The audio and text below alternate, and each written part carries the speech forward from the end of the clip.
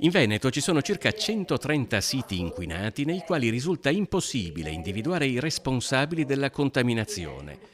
In questi casi la bonifica è a carico dei comuni utilizzando risorse statali o regionali. E d'ora in poi le bonifiche dei siti più inquinati in Veneto saranno condotte in base ad un ordine temporale di intervento basato sulla valutazione scientifica del rischio ambientale. Quando tu devi intervenire su 100 siti e hai la disponibilità economica per intervenire su 30, devi partire da qualche parte.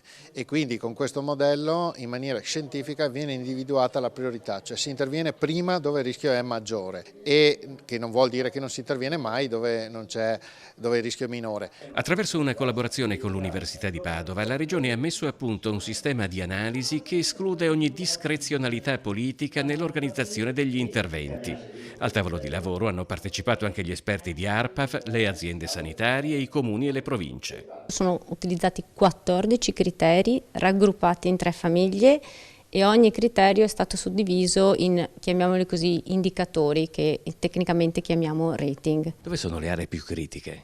Le aree più critiche, guardi, noi le abbiamo testate per questioni di riservatezza. Io ho un elenco di siti che non so dove siano esattamente concentrati e ho solo le caratteristiche di quei siti.